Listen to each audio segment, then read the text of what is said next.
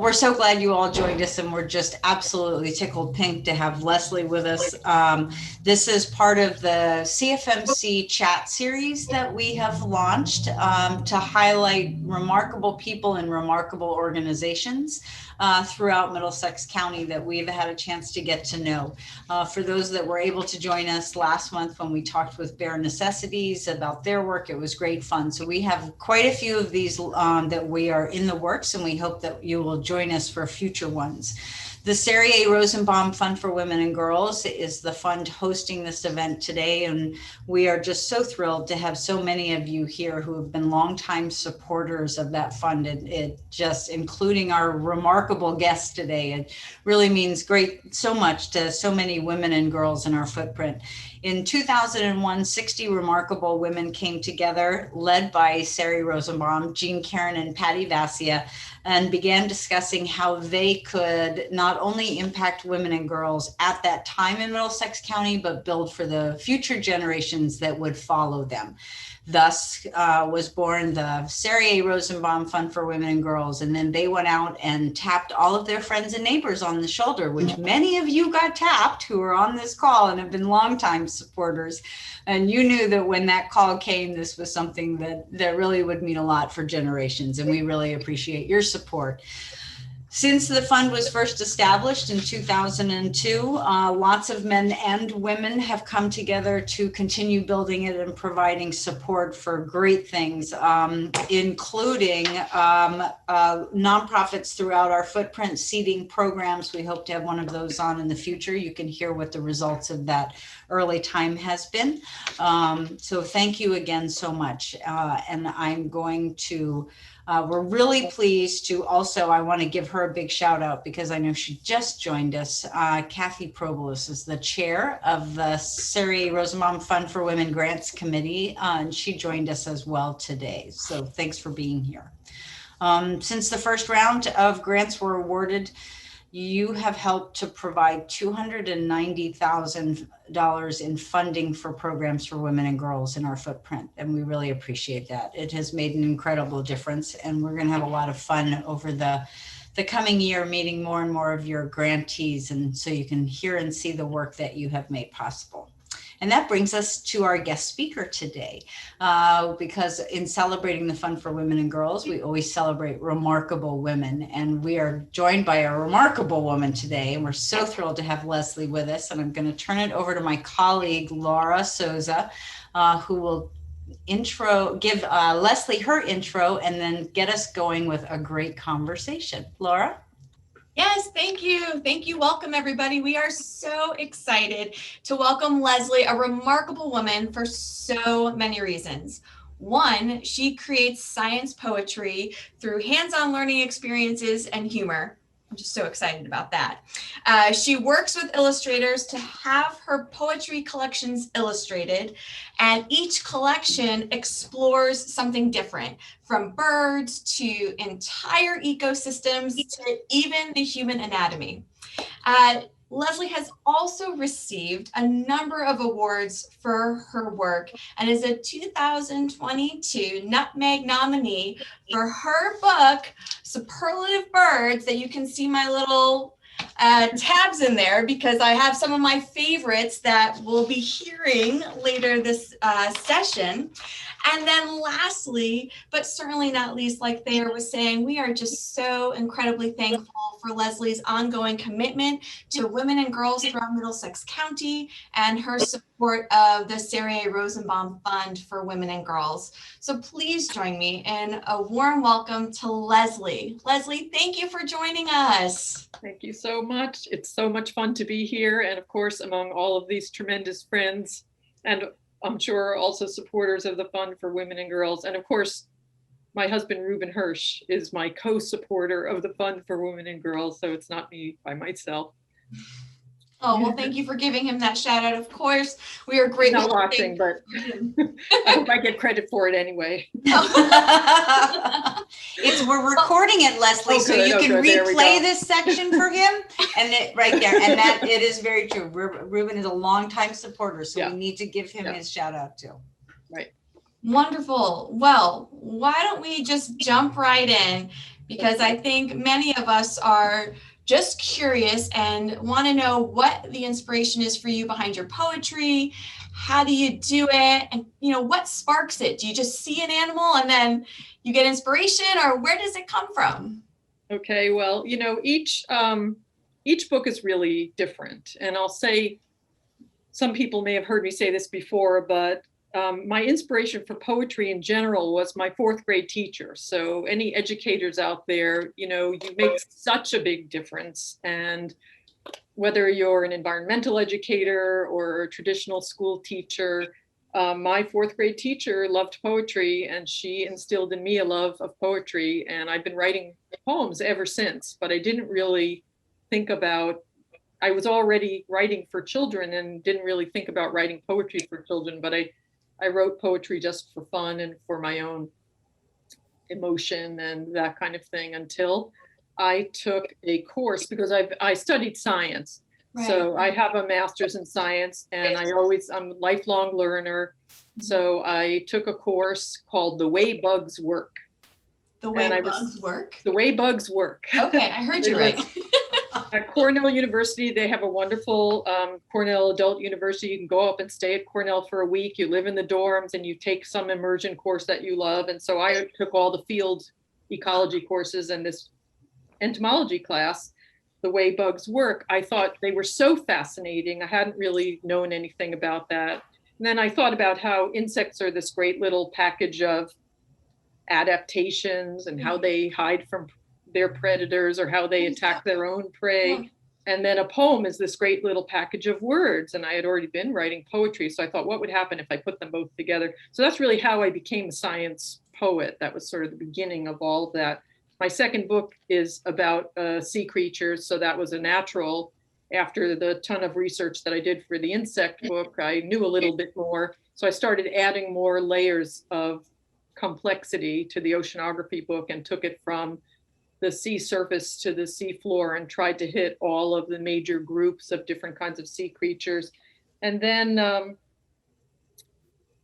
I don't know, I'll talk a little bit about Superlative Birds itself and the spark for that. I mean, another teacher, my 8th grade science teacher, introduced me to birding and another experiential learning kind of thing. So I've always loved birds, and I was always playing with words. So I thought that was a natural next experience. So I went back to Cornell Adult University, Lab of Ornithology, and took a week-long course there. And the professor who taught that course, whose name is Scott Taylor, he's now at UC Boulder, brilliant young ornithologist.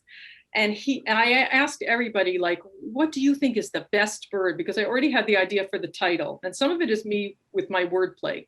So Superlative Birds has that rhyme sound in it. So then I thought, okay, Superlative Birds, like, what are the best birds? What are the world record holders of birds? So I asked him, what's the best bird? He said, the chickadee. Oh, really? With all of these phenomenal birds out here, the chickadee is the best bird. Right. But he said more critters in their neighborhood understand what a chickadee is saying than other animals are able to communicate cross species. And I thought, that's fantastic, the great communicator. So because I loved him so much, I took his favorite bird and made it the spokesbird for the book. So you see that's why he goes around throughout all the different pages. Yeah. So everyone, you'll get to see a little bit of a sneak of the chickadee. It's so cute. Yeah, he's so cute. Oh my gosh, he's so cute. Oh my goodness. Okay, so the great communicator. So then you went to Cornell and you spoke to, you said Scott Taylor, and you're figuring everything out. So I heard in a recent interview where you said your boots are your favorite writing tool. And one, I just want to know what color, but did that come into play too? I knew you were interested in the boots, so here they are. Actually, when you're birding, you pretty much want to wear kind of drab colors so you don't, the birds don't notice you first. Okay. Coming in stealthily. But, you know, I wear these big rubber boots. It's not just for birding, but for all outdoor exploration, because I don't want to have to say, oh, I can't go there, it's swampy, or, oh, I can't walk over here because I have to go across this stream and I only have my sandals on. So I want to be prepared for every trail. And actually also in a practical sense, I think that it helps me, you know, I tuck my pants into my socks and do all of that. But then with these big rubber boots, I've never had a tick hang on to them either. So that also makes me feel a little more confident. I'm not worried about really anything out in the wild except ticks. And well, poison ivy too, I try to stay away from. But those two things, I love all critters, but ticks and poison ivy, not my friends. Right. And fantastic that you can just get everywhere you need to go. Right. So you have your boots. Are there any other tools or items that are your go-to when you're doing your hands-on learning and research? Well, I do always bring a camera. Okay. I love to take pictures, and sometimes, especially with birding, you see a bird, you're not really that close. You take a picture. If it's clear enough, you can go home and then work on identifying what it was. Look at all of the features and compare it to your field guides and that kind of thing. You could bring a field guide out in the field too, but sometimes you have to actually use several resources to figure out what something is. So I take that back as a research tool and also for fun. And of course, my binoculars. Oh, no. And I also almost always have some kind of a hand lens so I can take a close look at some tiny little critter. So those are my sort of main things. A pair of reading glasses. And then how long can your excursions go for? Well, I do try to get out, I would say about once a week, and it's usually at least a couple of hours. So on a morning when I don't have something else, I try to get out for a couple of hours. But, you know, if I go out with one of my bird buddies, we say we're going to go out for a couple of hours, and it's never less than 4. So you have to clear your schedule for that. Have to. I mean, even if I don't, it's too bad because that's what it's going to be. So, yeah. Oh my gosh. Well, that sounds incredible. So then you get these pictures, you're identifying the creatures that you are out there, and then all of your poetry is set to these beautiful illustrations. And it just made me think, is it your vision? You're working with illustrators. What does that collaboration look like in the end? Does it become, you know, a combination of both of your visions? So I would love to hear a little bit more about that. Okay. It's a really good question, and it also depends on the illustrator. So I've worked with several different illustrators, and it hasn't been the same story every time. My first 2 books were with Leslie Evans, and she does kind of like wood cuts or linoleum cuts, I guess. And so it's more suggestive, even though it's accurate.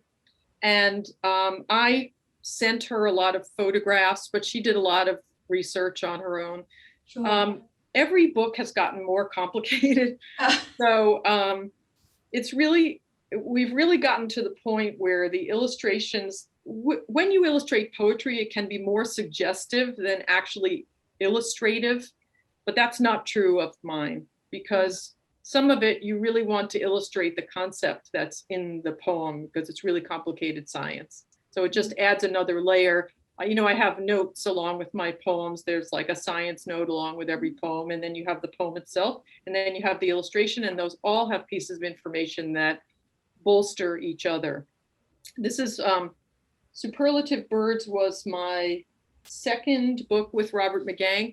We've done 4 so far, and it is a true collaboration. First of all, I will say that with all of the illustrators, I may send them some resources, but I don't say, I think the picture should have this in it and this should be doing this. They do the design. Okay.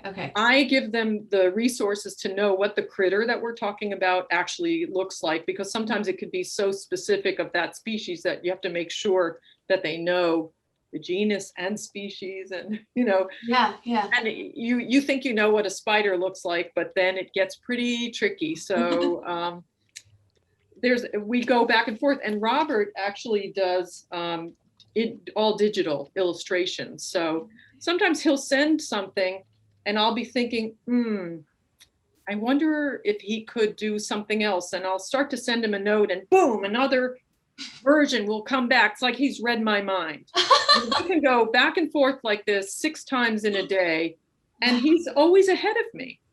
Wow, So that's amazing. we have quite the collaboration, and we Yeah. love working together. We absolutely love working together. So he's waiting for me to do the next book that he's going to work on with me, because my next 2 books that are coming out are a different illustrator is doing them. So because they're not humorous the way these are, the next 2. Oh, okay. That's really, so can we, let's share some from Superlative Birds if we can. And to our guests, we asked you 3 questions in the email invitations.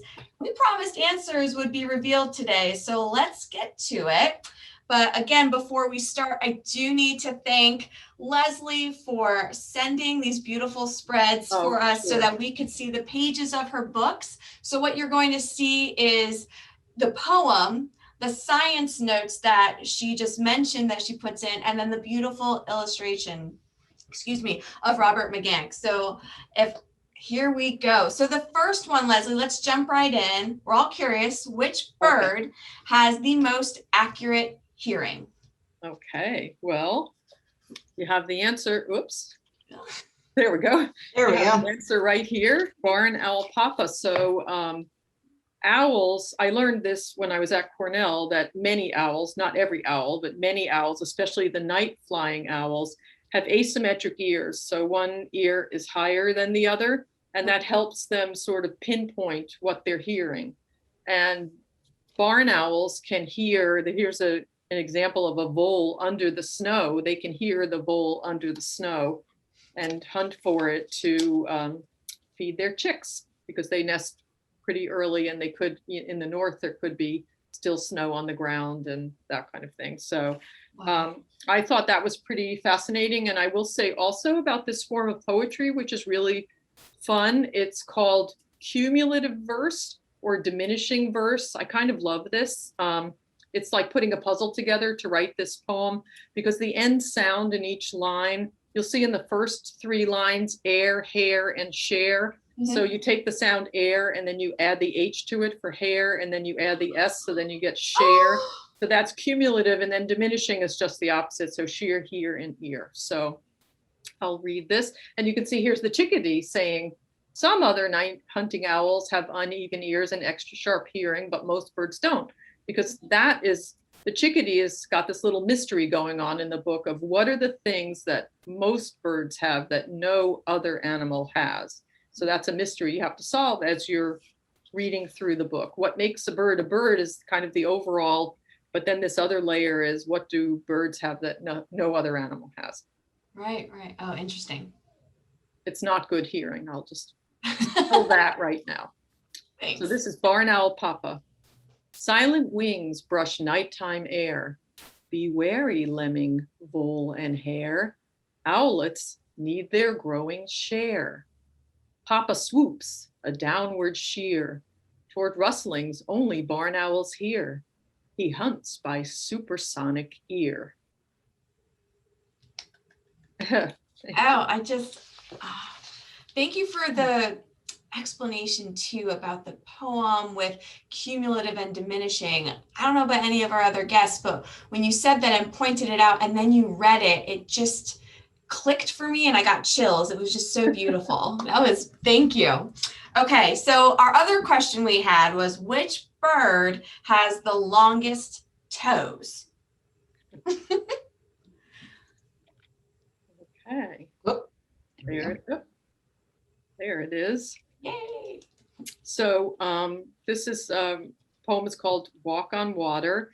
It's about a bird called a jasana, or some people say jacana. That's an interesting thing with birds in general. Like, you can find different pronunciations for certain birds, and they're all right, depending on where you are and who's saying it. So I went with jasana here. Some of it is rhythm. I actually hadn't heard jacana when I wrote this poem, but this bird has the longest toes related to body size of any bird. So in actual length, an ostrich has longer toes, Okay. but an ostrich can't walk on a lily pad. Right. So this bird's toes spread out so far that, it's physics. So you spread the toes out and it spreads the weight over a larger area, and then they can walk on water.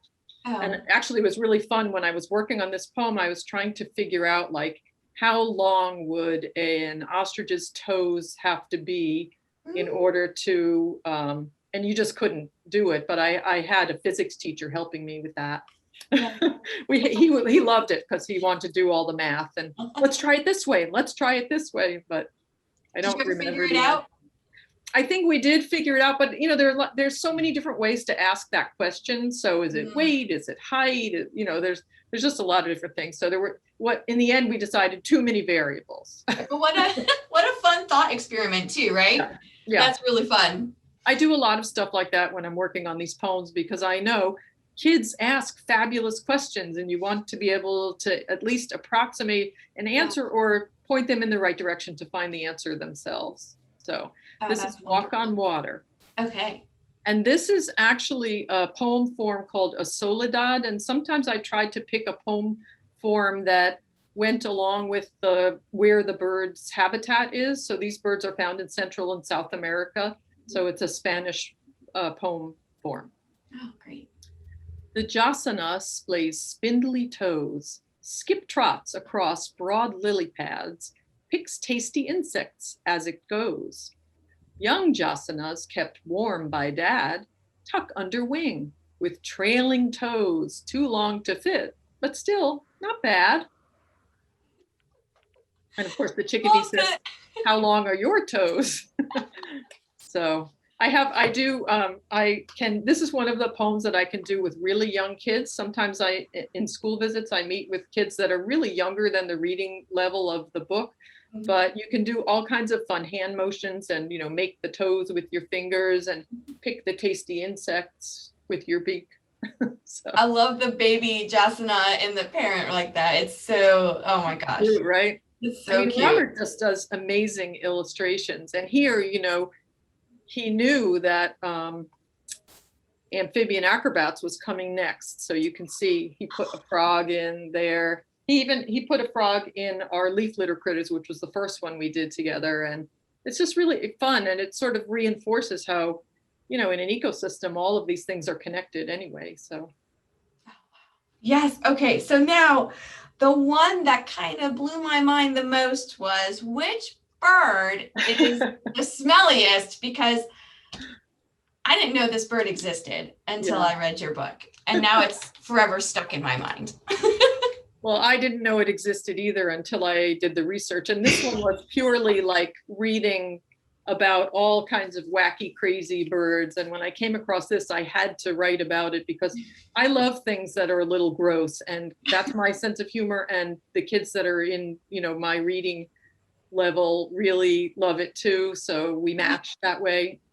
And it was really fun to write about this. I have seen a jasana and of course a barn owl, but I've never seen this bird. But my younger daughter, Isabel, was in Central and South America for a while, and she did see them doing just this, hanging over the water like that. Did she smell them? Sorry? Did she smell them? I don't think she actually did smell them. I don't think she did, but they eat all they're vegetarian, and they eat all of this vegetation, and then they have to sit and digest it all day. And they have their stomach digestive process works like a cow. So, they make a lot of smelly, but it comes out this way. So. Yeah, it was very interesting. You called it a crop. That's what it's called. Yes. Birds have a crop where they store the food, and a gizzard that grinds it up. They actually swallow little stones, and that instead of our muscular stomach, their stones grind together to grind things up. And in the crop, it's got the acids and softens and all of that. So that's what they're doing. They've got it in the crop. So this is pronounced Watson. Watson a Watson. See, more playing with words. Blunt stub beak, bald blue cheek, a scraggly, scrappy crest. fierce red eye, hiss, grunt, cry, klutzy flight at best, all day rest to perch, digest, crop full of leaves and blooms, while food ferments, crop belches scents like fine cow poo perfumes. Hen feeds her brood, mom processed food. She barfs to feed each chick. Grown birds and young then stink like dung, a bird world super trick. The chickadee, of course, says some birds don't have crops, but earthworms do. So that's not one of those things that birds have and nobody else has. And what poetry form, what form is this one that you went with? This is really just sort of something that I would call free rhyme. You know, it's, I mean, it could be, you know, like every other, if you wrote blunt stub beak, bald blue cheek in one line, and then the next one on a separate line, it would be every other line rhyming in a 4-line stanza. So I kind of broke it up that way, but that is something that I like a lot, is to break up those first 2 lines and have them rhyme with each other, and then rhyme every third, you know, two third lines rhyme, then the next 2 third lines rhyme like that. So oh, that's really cool. I see it. Yeah, crest and then best and then blooms, perfumes, right. Chicken trick. That is so. This one I don't know why. Maybe I just really enjoyed learning this fact, but this was one of my favorite ones. So thank you so much for sharing this. And then yeah, this is so absolutely wonderful. And we do have time. You know, we want to save time for questions, of course, from our guests, but I do have one last question, because you're such a great mentor to women and girls. You're a remarkable woman, longtime supporter of the Women and Girls Fund. And can you please speak to what all this means to you and, you know, to your husband? What does this mean to you?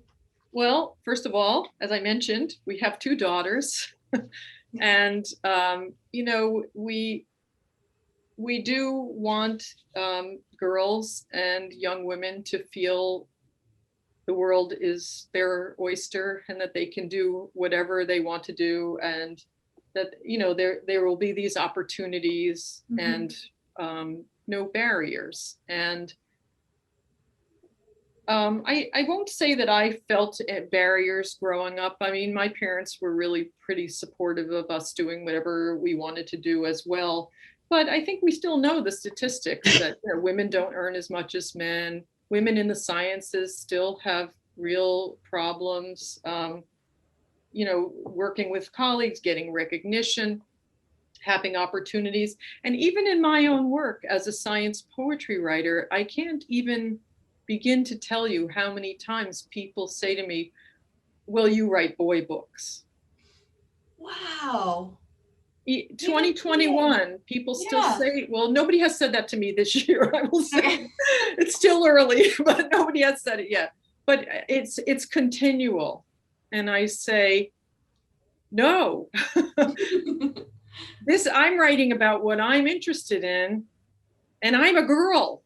It's not a boy book. You know, I'm a woman. I write about this. Girls and women like science. They're interested in nature. They're interested in critters. Several of the, actually,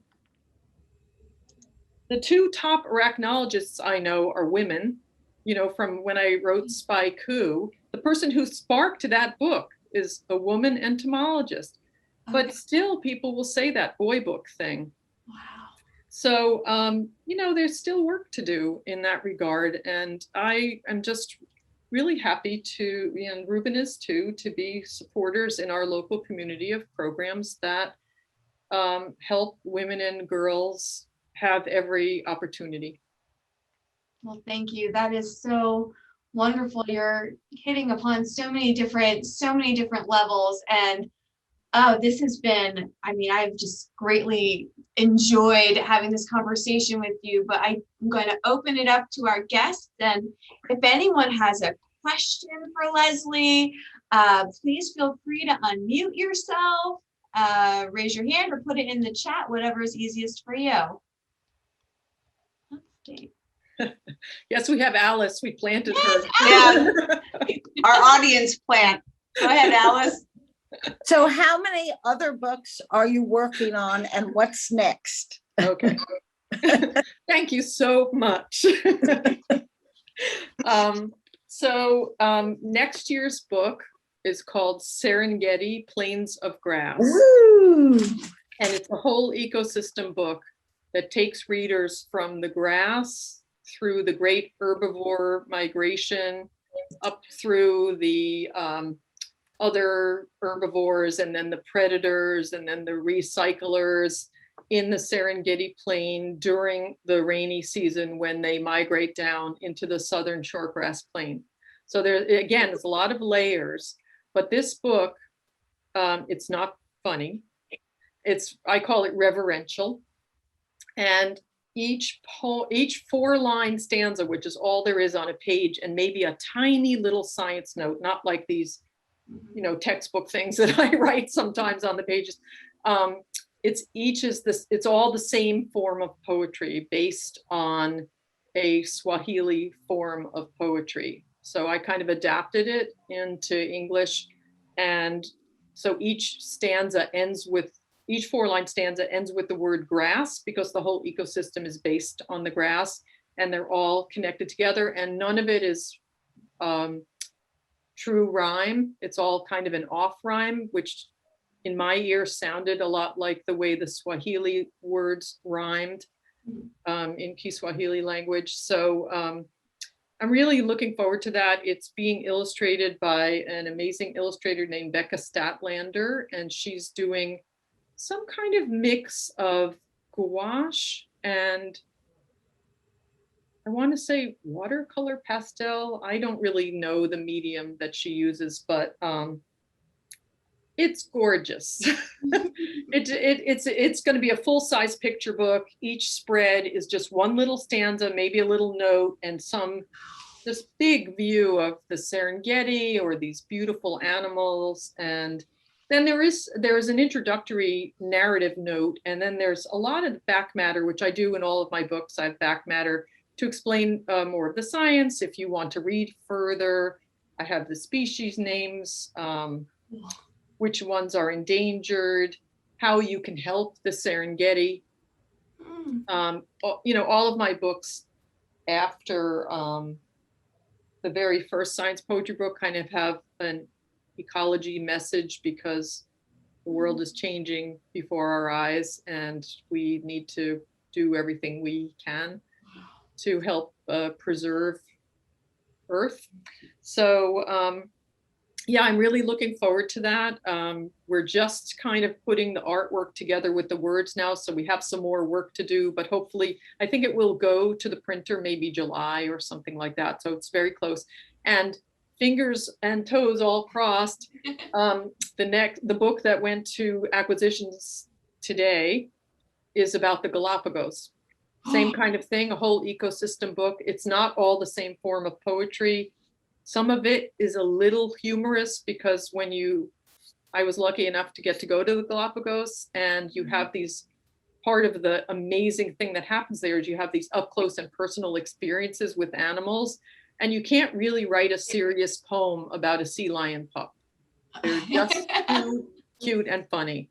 So it does have some humor in it, but everything is connected again through. It takes you through the 2 seasons in the Galapagos, from the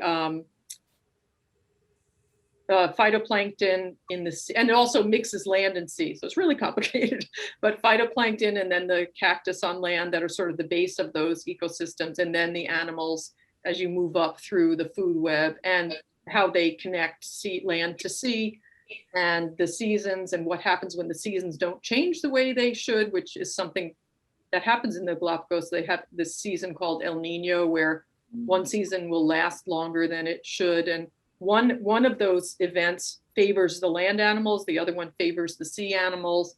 And then climate change, of course, is making everything more extreme and more dire. And so it talks a lot about that as well. But So those are my two that are, so you can see I'm actually 4 books ahead of Superlative Birds, because I have Amphibian Acrobats, Spy Coup, and then those 2 books too. So I get a little, so many things in my head at the same time. Thank you, Leslie. Thanks, Alice. All right, Are there other questions? If not, because I have one other one, but I don't want to step on anybody's toes. go for it. All right. So Leslie, and I pulled everybody out so that if people want to switch to the gallery view, you can see one another and as well as Leslie. But you early on when we first started mentioned as we were getting ready, as people were coming in, you had talked about everyone outside. And I love the fact that, and because I know from everyone outside that you are not only a supporter, but you're always on those hikes, and it really ties in with your love. But I think it's a great opportunity to make the connection between you and your community and an organization that is based, a nonprofit organization that's based in your community, and a nonprofit organization that has received grants from the Sari A Rosenbaum Fund, Fund for Women and Girls. So it makes this really great circle for everyone. And if people are not familiar with that organization, I'd love you to tell them a little bit about everyone outside and why you enjoy working with them or hiking with them, I should say. Well, they do all kinds of outdoor programs, outdoor education for families, not just, for young people. And then there's the Women of the Woods, which is a hiking group for women, and that goes on a regular basis. I have never joined that, by the way. Oh, okay. But I went on a family hike right behind the, what is that, on Route 66? I can't remember what that is. One of the main nature organizations. Penny? Connecticut Forest and Park Association. Yeah, Forest and Park. Thank you, Penny. So right behind there, there's like a pond and some wetlands. And so we went back there and, dipped and looked in buckets. And, I was really just learning about amphibians. And so I was trying to get my hands and feet in everything to learn about tadpoles and frogs and all of that. I actually did a much bigger frog experience after that, but that was great to see the tadpoles and the larval salamanders, and I learned a lot. So, and I actually did a program with, I don't know if it was technically with everyone outside, but I taught a week or I don't know, 3 or 4 days maybe of workshops with kids from maybe an underserved area at the Wadsworth Mansion. And I think that was grant funded as well. It was, you're right. And I think that Lucy Meggs, who is the founder and president of Everyone Outside, I think helped design that and was involved in helping, prep with the work with the teachers to set some of that up. And And because I think it's wonderful the work that she does. And I know that then obviously with your book, and not just this one, but so many of them that are really focusing on the environment and the climate and the animals and insects and amphibians, and to see so many people within our community making these connections and raising that awareness is very uplifting and hopeful for the next generation, that getting them started and thinking about this. It was really fun. And that's a great property too. And that I was there right when wood frogs were coming out and starting to call. And I had in Amphibian Acrobats, there's a wood frog poem. And I played a recording of the wood frogs. And then they went out and they heard wood frogs. So that was like, yay! It was like probably the first day that they were waking up. So very exciting.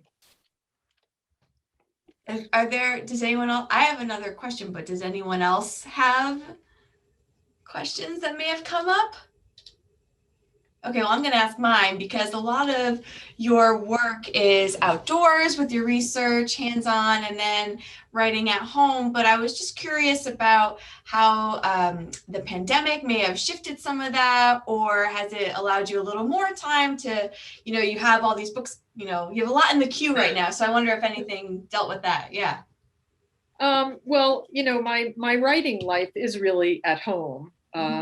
And that didn't change, except like for everybody, the pandemic affected how we function day to day. There's been a lot to sort of wrap your mind and heart around and figure out how to maneuver our way through this very difficult year.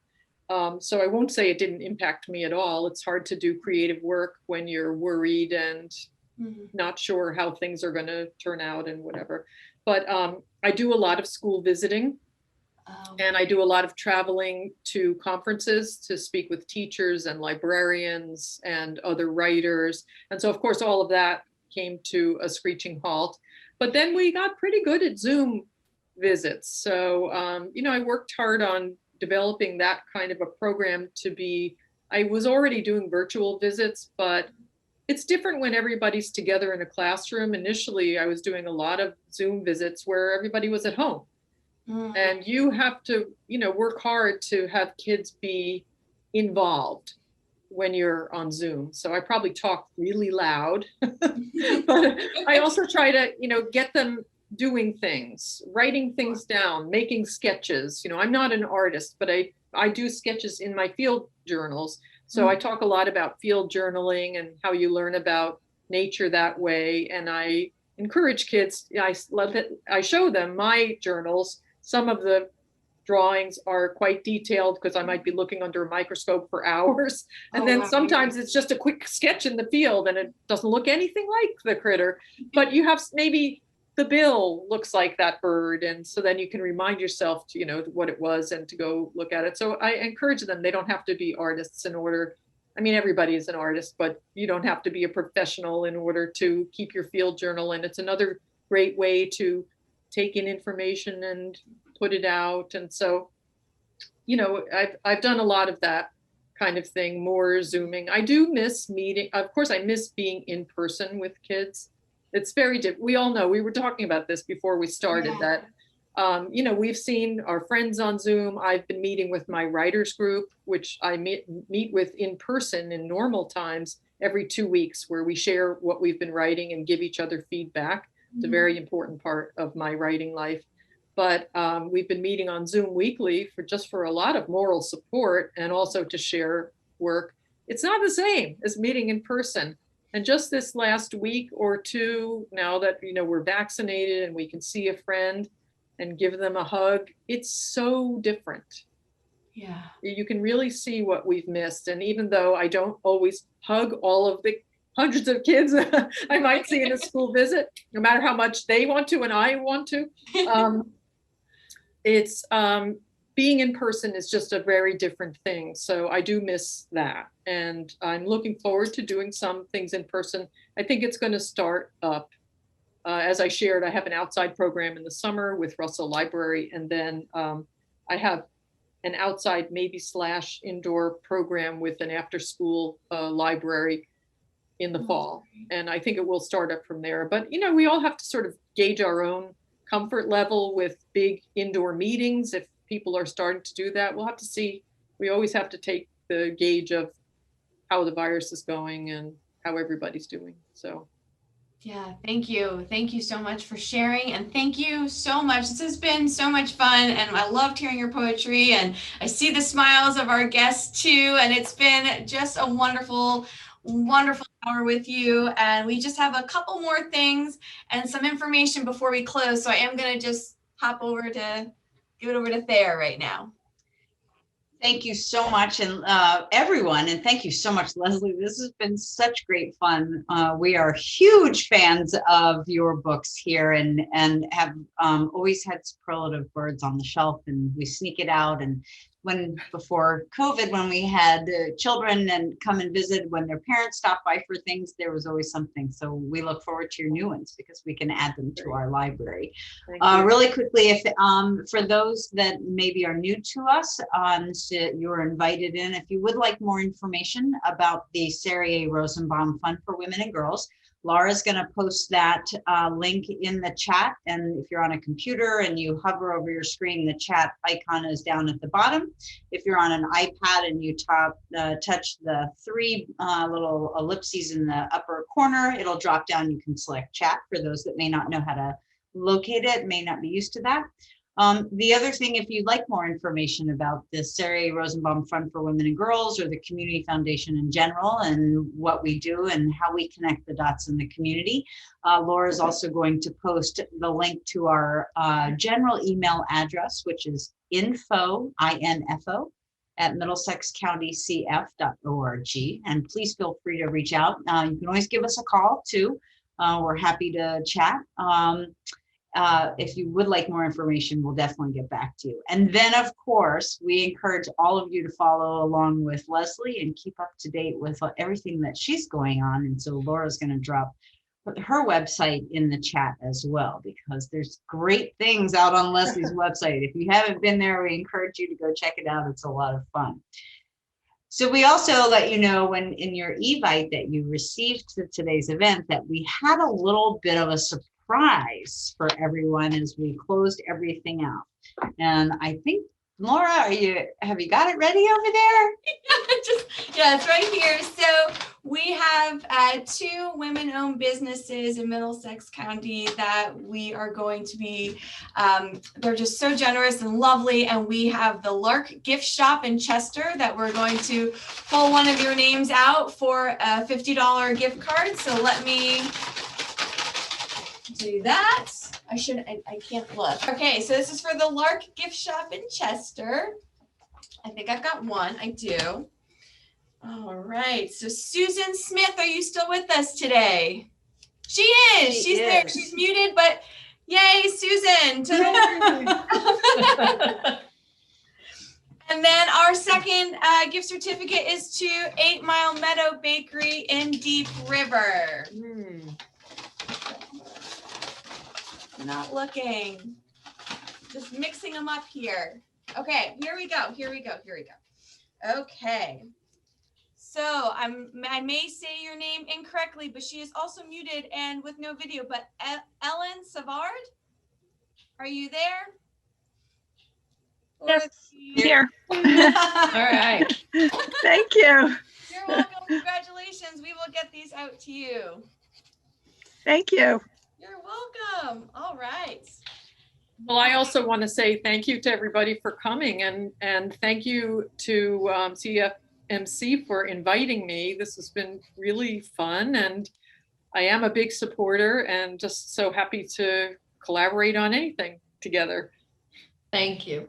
Thank you so much for what you've done and thank you everybody for being here. Wonderful. Thanks so much, everyone. Have a good afternoon. Thank you. Round of applause for everybody. Yeah. Bye, friends. Thank you for coming.